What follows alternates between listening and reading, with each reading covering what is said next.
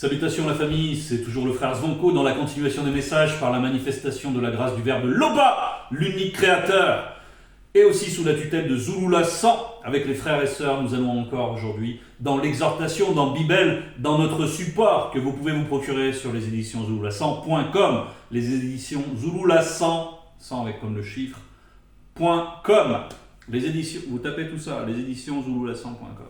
Et vous y accédez et vous pouvez vous procurer donc Kalatam Ballet, Kalatam Dimsi, tous les rouleaux de la connaissance, ces précieux trésors qui nous façonnent, qui sont vivants. La connaissance spirituelle, elle est vivante, elle nous vivifie. Donc, nous sommes aussi là pour nous vivifier, frères et sœurs. Et nous allons aujourd'hui donc dans Mutateli. Mutateli, orientation à l'ouverture de la sagesse. Mutateli, c'est aussi l'entité qui guide et qui intronise les initiés. Et nous aussi, les non-initiés graciés. Bien que nous, on s'adresse directement au Verbe. Tel est notre intermède. Donc, aujourd'hui, on va dans Mutateli, au chapitre 6, à partir du verset 18. Le passage s'intitule « L'acquisition de la sagesse ». L'acquisition de la sagesse. Bien. Comment dire que ce sujet est primordial. L'acquisition de la sagesse. D'abord, nous recevons la foi. La foi, c'est une semence du Verbe de Loba. Et d'abord, nous la recevons par l'effet de la manifestation de sa grâce. Puis, ensuite, s'accomplit le cheminement de la sanctification. Et le cheminement de la sanctification, c'est aussi l'acquisition de la sagesse. Donc quand on parle de l'acquisition de la sagesse, on parle déjà d'une relation, parce que la sagesse est avec un S majuscule, parce que la sagesse manifestée de Loba, elle est vivante. N'est-ce pas? Donc, acquérir la sagesse, c'est côtoyer tout d'abord la sagesse. Et c'est ce que nous apprenons à faire. Il y a un apprentissage. On se laisse instruire. Et nous allons prendre le premier verset. Et c'est Monmon qui parle. Et c'est aussi sous l'inspiration de Mutateli et du Verbe de Loba. Mon fils, dès ta jeunesse, accueille l'instruction. Tu trouveras la sagesse. Bien.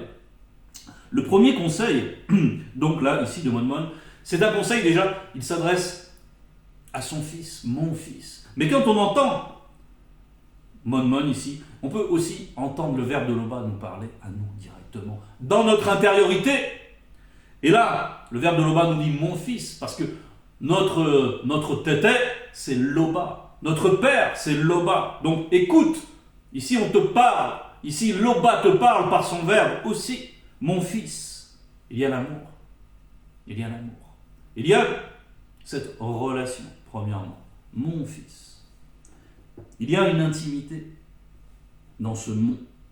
Mon fils, dès ta jeunesse, accueille l'instruction. Tu trouveras la sagesse. Donc ça peut être un père qui s'adresse à son fils pour l'éduquer. N'est-ce pas, quand il est jeune? Mais aussi cette jeunesse, ça peut être le moment où on a reçu le Verbe, est arrivé le premier amour, est arrivé la révélation. On a été éclairé pour comprendre qui est Zulula 100. Et on devient un non-initié gracié, n'est-ce pas? Et ça peut être la jeunesse, c'est le commencement du chemin. C'est une nouvelle naissance, n'est-ce pas? Et donc c'est aussi une jeunesse. Donc dès cette jeunesse, le premier conseil, c'est on dit, accueille l'instruction. Donc accueillir, c'est plus qu'accepter.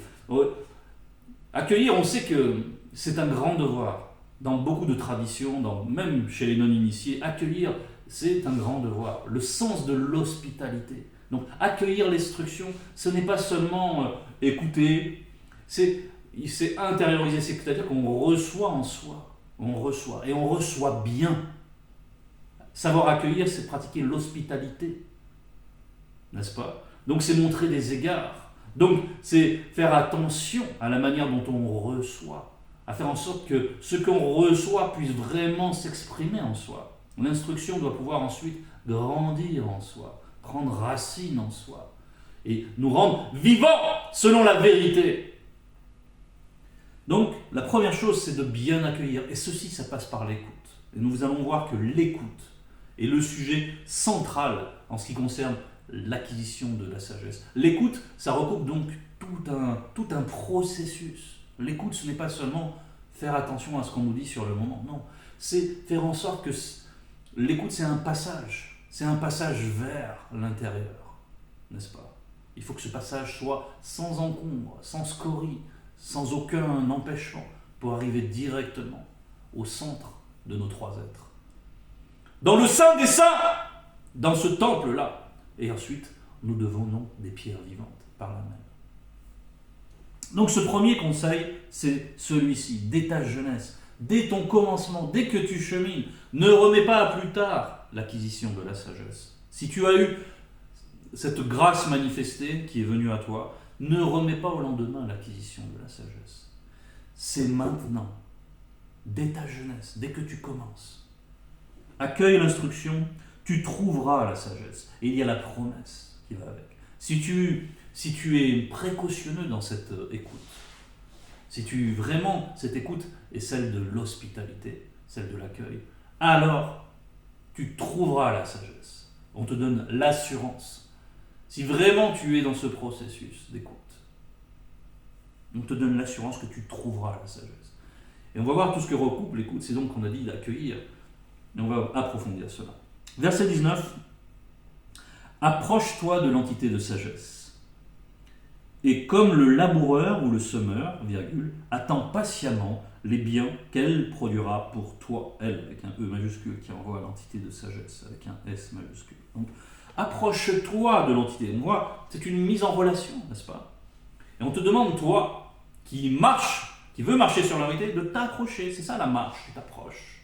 Tu t'approches d'un but, mais en même temps, tu t'approches d'un enseignement.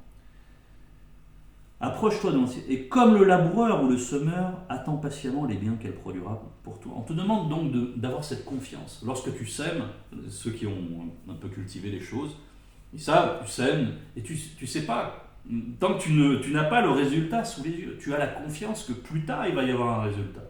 Donc c'est ainsi qu'il faut approcher. C'est dans cette confiance-là. C'est ce qu'on te demande. C'est que ta foi recouvre un degré de confiance. Ta foi doit grandir et se transformer en confiance dans ces enseignements. C'est très important, parce que sinon tu ne vas pas écouter comme il se doit. Quand tu écoutes et que tu es dans le doute, il y a une fraction de doute, ou que tu ne vas pas bien assimiler, tu ne vas pas bien accueillir. Donc il faut qu'il y ait cette confiance dans l'écoute. C'est très important. Ta foi doit te mener à cette confiance dans la moindre écriture de Kalatanbale, qui est la pure vérité. Dans tous les enseignements, dans tout ce qui émane de notre enseignant qui est Zulu Lassan. Même ses gestes, c'est une manière d'écouter que d'observer ses gestes. Bref, sois réceptif véritablement à tout cela. Et estime cette connaissance, estime cette semence. Prends-en soin et fais confiance que ça va produire des fruits en toi.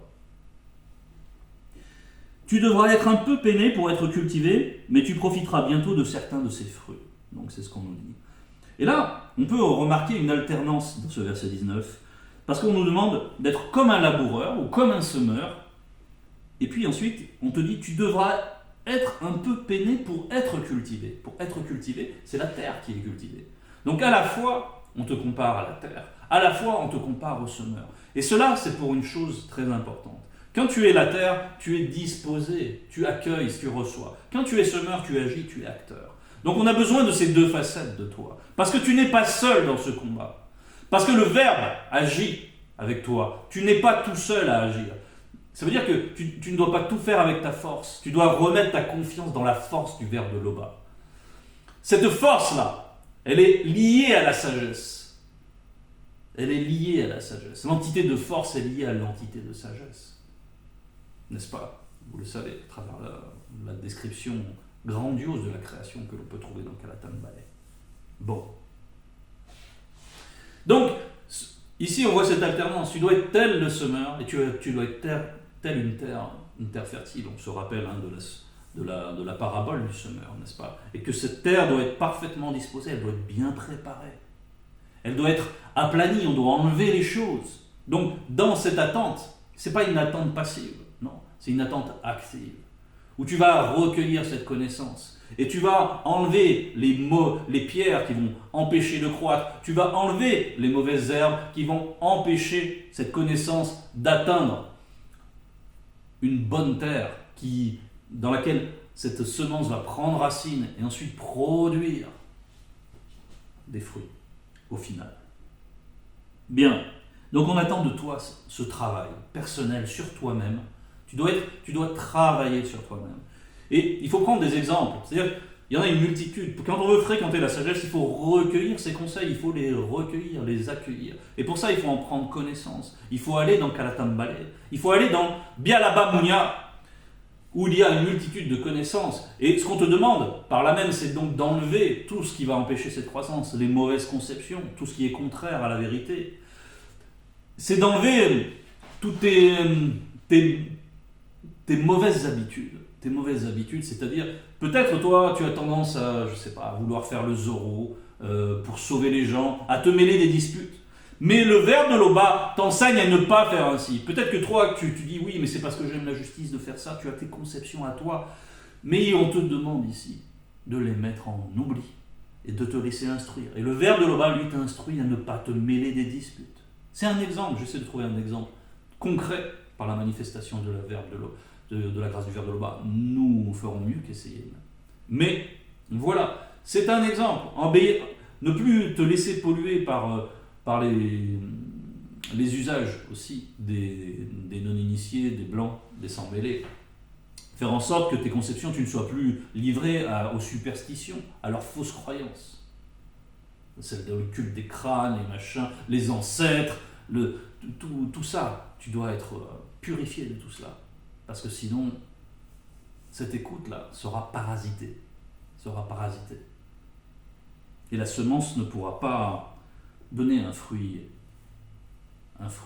pleinement réalisé. À maturité, tu ne pourras pas venir à maturité dans l'initiation. Ce processus-là qu'on décrit, cette relation avec la sagesse, c'est l'initiation. Ce n'est rien d'autre que l'initiation. Donc, on va prendre un verset, Bialaba Munya 7, verset 4.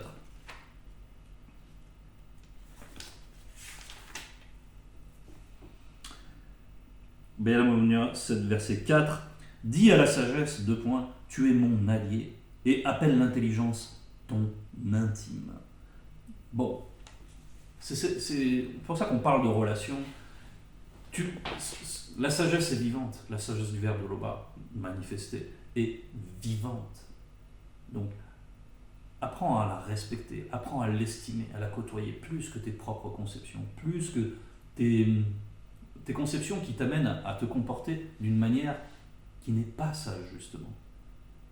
Qui vont amener ensuite des circonstances qui vont contrarier tes pas. Tout ça parce que tu n'auras pas bien écouté, tu n'auras pas estimé d'abord l'instruction dont on parlait au début et qui se trouve aussi dans Kalatambale, qui se trouve dans tous les précieux proverbes, dans tous ces conseils pour la vie, pour le quotidien, pour comment gérer tes relations avec les autres êtres humains, etc. Comment gérer ta maison, comment gérer ta relation personnelle avec ta femme. La sagesse doit pénétrer toutes ces dimensions de ton existence.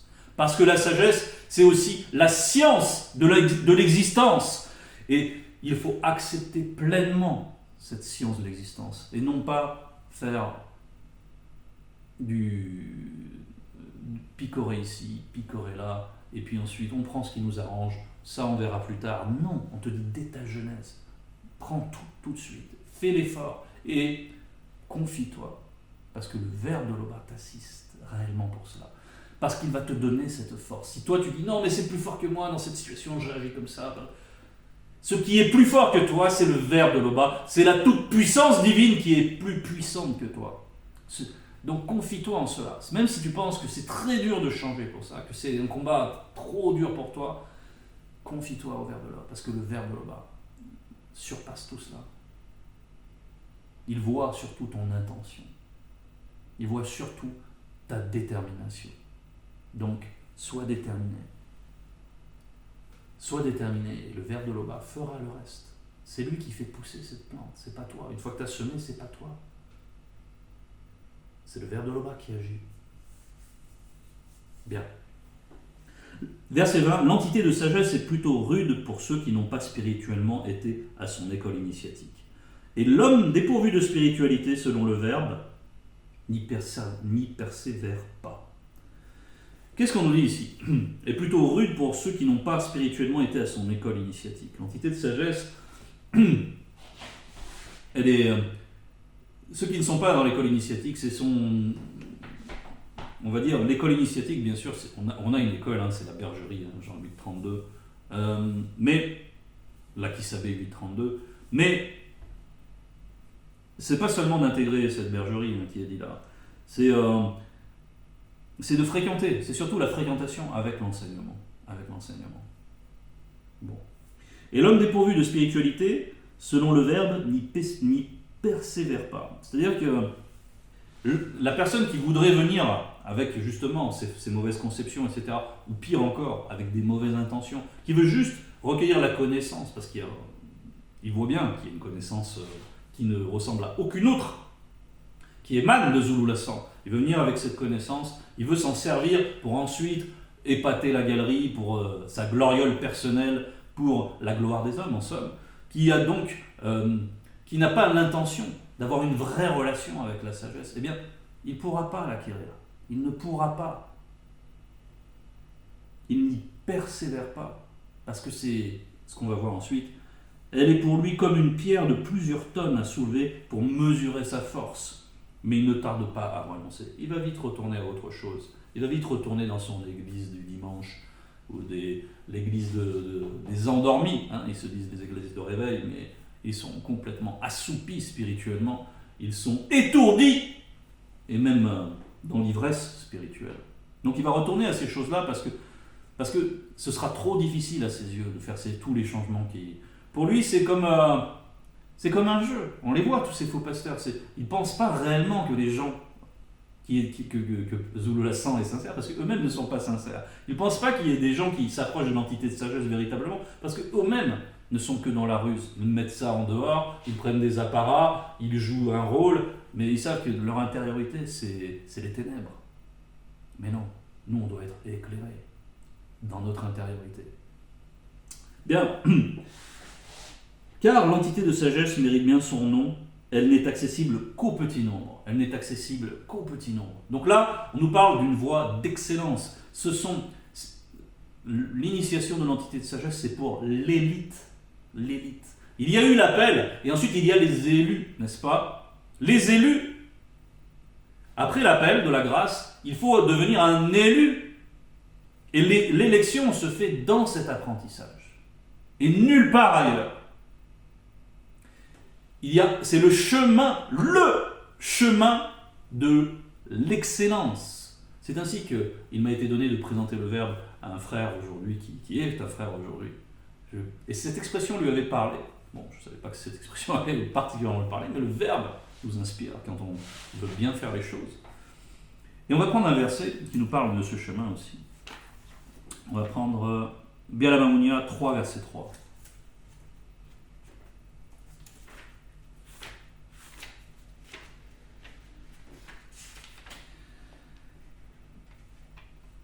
Verset 3.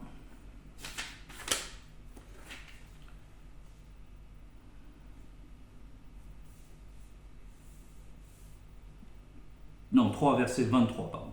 Alors, tu marcheras avec assurance sur le chemin de la perfection. Et ça s'inscrit là, dans un passage plus global, hein, ce verset qui s'appelle « Sagesse et obéissance au Verbe de l'Obar ». Sagesse et obéissance, là, dans la relation. Ce qu'on nous demande, c'est l'obéissance. Et alors, tu marcheras avec assurance sur le chemin de la perfection. Il n'y en a qu'un seul. Et ton pied ne heurtera pas de l'adversité. Donc, il y aura une bénédiction, bien sûr. Il y en a une multitude, en fait. Mais il y a déjà cette assurance. C'est une bénédiction en soi. C'est aussi une protection, cette assurance. Bien. Donc, on revient à notre passage thème. Car l'entité de sagesse mérite bien son nom, elle n'est accessible qu'au petit nombre. Donc c'est le chemin de la perfection. Le but, c'est la perfection. Et la perfection, ça peut paraître tellement difficile de concevoir qu'on puisse devenir parfait, mais on ne le peut pas seulement par nos propres forces. Cela est impossible. Mais le ver de Loba transcende nos consciences, transcende nos trois êtres, et nous amène dans une conscience de la perfection. On côtoie cette conscience de la perfection, parce qu'il y a aussi l'entité de la perfection. Et si on se laisse transformer, si vraiment on recueille, si on veut réformer nos voies, pour en suivre qu'une seule voie, qu'un seul chemin, celui de la sagesse, eh bien, par là même, nous fusionnons avec elle. On va y venir. Donc, bien sûr, ceux qui viennent avec leurs mauvaises intentions ne peuvent pas y accéder. Et c'est justice et c'est bon. C'est une sélection. L'élection, elle n'est pas fondée sur quelque chose qui est arbitraire. Non, l'élection, il y a le mérite dans cette élection. N'est-ce pas? Il y a la justice, donc. Donc elle n'est pas accessible à n'importe qui. Verset 23. Écoute mon fils. Écoute, virgule, mon fils.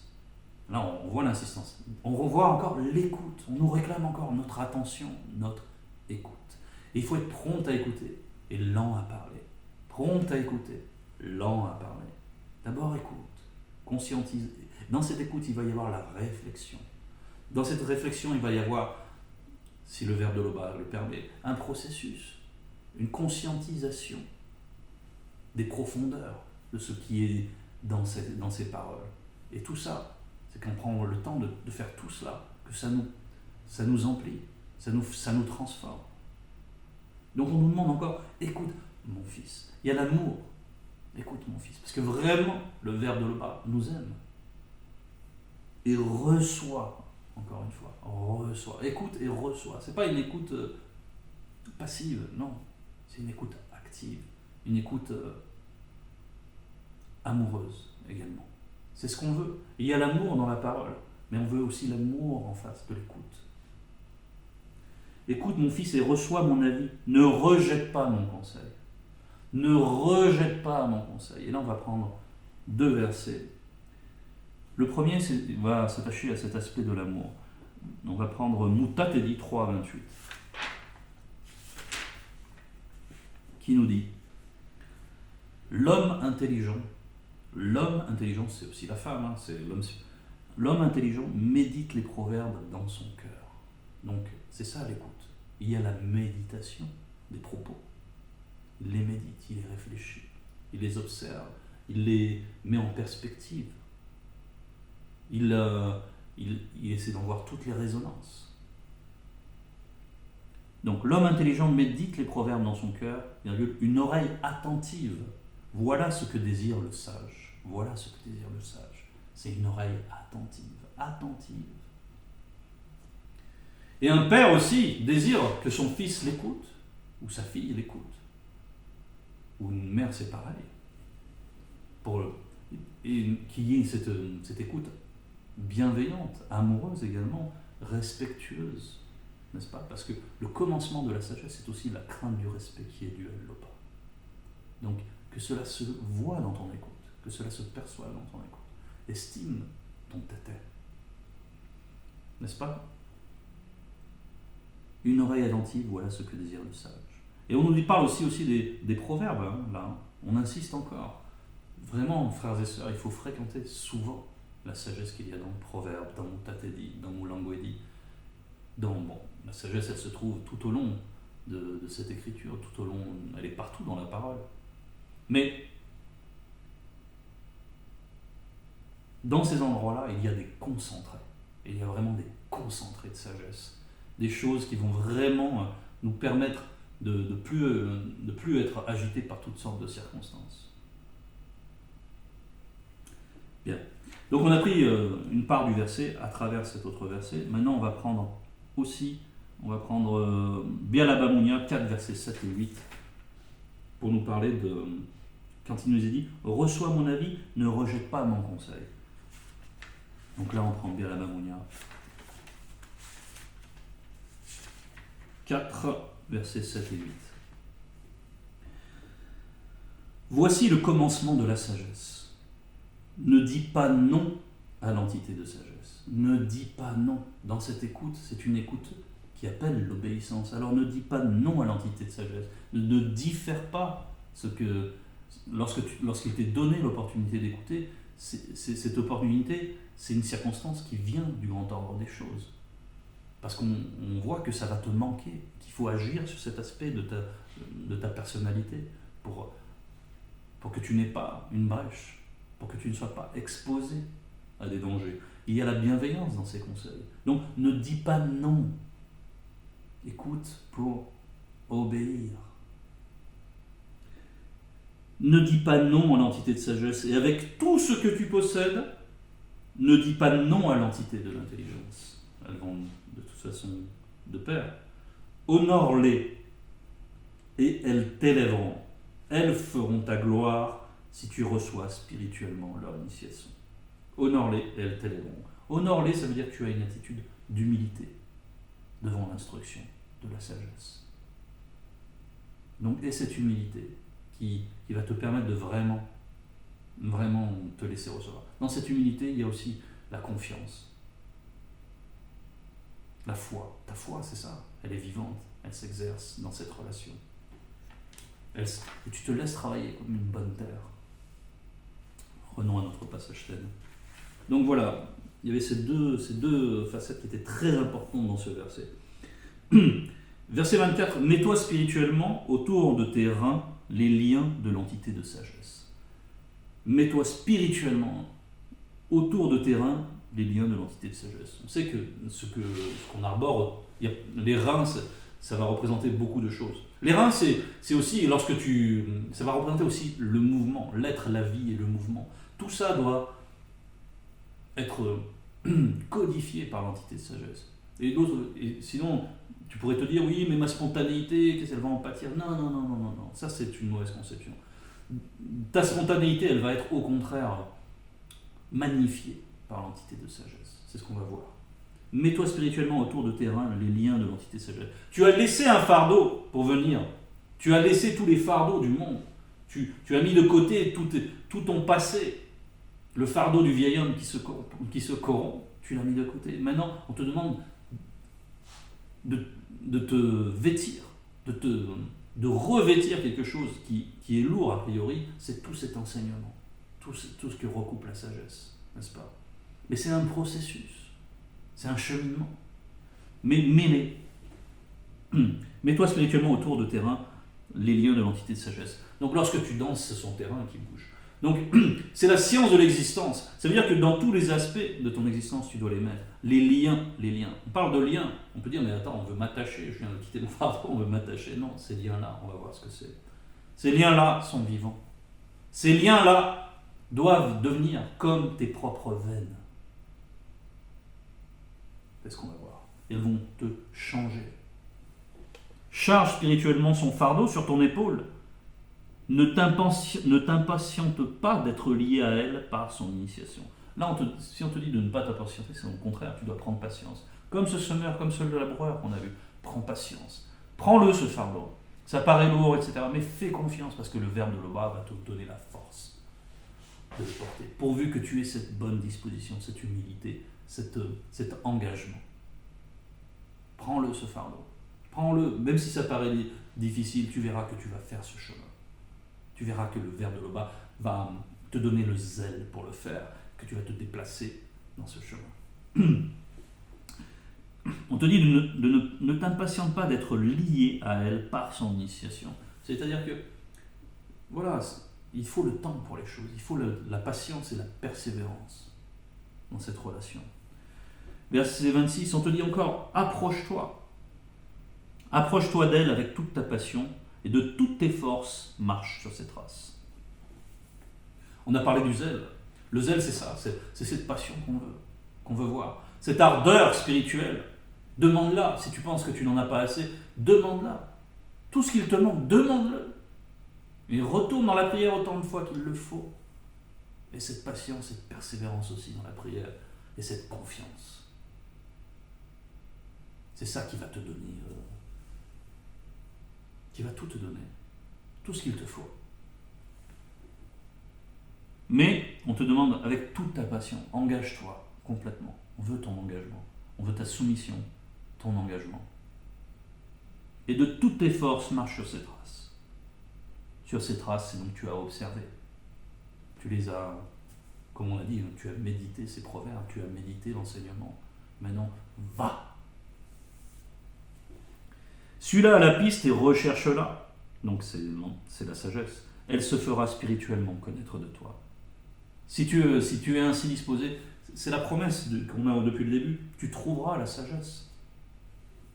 Celui qui cherche trouve. Mais cette recherche-la comme un chercheur de trésors.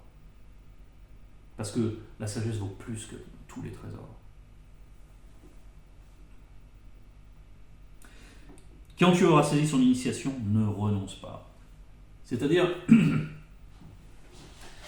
si dans ce cheminement, il y a une étape qui te paraît très difficile, continue, fais confiance.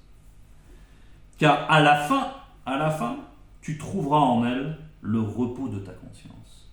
Son initiation se changera en toi en joie. C'est-à-dire que ces liens, ce fardeau, ce que tu as appris au début, dans la conscience que tu avais, tu voyais ça sous cette représentation du fardeau et du lien. Eh bien en fait, quand tu vas à la fin acquérir une conscience transcendée, tu vas t'apercevoir qu'en fait, ces choses-là, ce sont de réels trésors. Ce sont des choses vivantes qui t'animent et qui te constituent maintenant. Parce que tu as fusionné avec ces liens. Comme je te disais, ça doit être comme tes veines. Ces liens, c'est comme tes propres veines. Et tu fais un avec elles. Et tu deviens un homme ou une femme spirituelle, prêt à servir l'Oba dans bien des aspects des choses. Parce que tu es passé par tout cela. Parce que tu as manifesté la crainte du respect qui est due à l'Oba, véritablement. Alors ces liens seront spirituellement pour toi une protection puissante et glorieuse. Son joug est comme une parure d'or. Ces liens sont comme un ruban de pourpre violet hors du culte. Donc, on voit que tout cela, ça te revêtit spirituellement. Ça rappelle bien sûr le corps glorieux. Et ici, on va juste préciser, parce que tout le monde ne sait pas ce que cela signifie. Son joug est comme une parure d'or. Ses liens sont comme un ruban de pourpre violet hors du culte. On précise hors du culte, parce que, en fait, c'est lié à la loi qui dit qu'on ne doit pas prier la tête couverte pour un homme. N'est-ce pas? Donc, c'est pour ça qu'on précise que cette parure, voilà, c'est pour que tout soit conforme. Parce que c'est la perfection. Parce que c'est la précision. Parce que c'est la vérité. Alors on précise. Bien. Comme d'un vêtement de gloire, tu t'en revêtiras. Comme d'une couronne d'allégresse, tu t'en ceindras. Donc là, ça va être tout le contraire d'un fardeau. Ça va être la légèreté de la joie. Ça va être la légèreté qu'il y a dans une conscience transcendée, qui ne se laisse plus affecter par les choses du monde. La sanctification t'a amené ailleurs. La sagesse t'a amené ailleurs, dans d'autres sphères. Si tu le veux, mon fils, tu seras instruit. Si tu appliques ton âme, tu deviendras habile. Applique ton âme dans l'obéissance. Et ensuite, tu pourras agir convenablement. Parce que sûrement, tu désires agir pour le verbe, mais tu t'aperçois que peut-être, si tu es au début de l'initiation, on sait comment on est dans le début d'une initiation, dans le tout début, quand on est un jeune non-initié gracié, on est soucieux de faire connaître cette bonne nouvelle. Mais on n'a pas l'habileté. Parce qu'on n'a pas encore reçu cette initiation de la sagesse. Mais quand on apprend à bien se soumettre, par là même ensuite, nous devenons habiles. Et même, nous recevons fréquemment l'inspiration du Verbe pour avoir les bons propos qui vont toucher la personne, qui vont rentrer dans cette personne.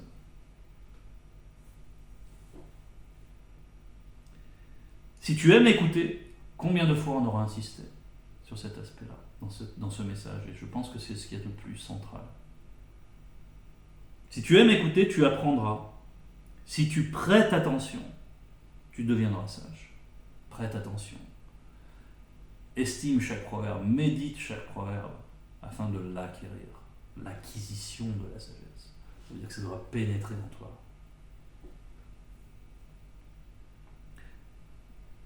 On te dit aussi, tiens-toi dans l'assemblée des initiés, attache-toi à leur sagesse. Parce que le vers de l'Oba parle cependant d'une manière cependant, tantôt d'une manière, tantôt d'une autre, et le non-initié n'y prend point garde. Mais nous devons prendre garde. Quand un frère te parle, tu vois qu'il a les bonnes intentions, qu'il vit vraiment sa vie spirituelle. Quand un frère ou une sœur te parle, sois attentif. Sois attentif. Parce que le Verbe peut s'exprimer par lui. Il peut s'exprimer de bien de manière, à travers la nature, à travers... Sois attentif. Écoute, recueille. Tout ce qui est selon la vérité, recueille. Demande le discernement. Et quand tu grandis dans la sagesse, tu demandes aussi le discernement pour tout cela, pour être toujours à l'écoute de l'expression de la sagesse. Tout discours d'un initié, écoute-le volontiers, veille à ne laisser échapper aucun sage proverbe. Encore une fois, cette insistance sur les proverbes. Sur les proverbes. Donc on ne peut pas s'en dispenser. Les proverbes, et on a dit, ça comprend aussi tous ces passages rédigés par Maimon, Mutatedi, Mulangoedi. On retourne souvent, retourne sans cesse. Ne laisse rien échapper.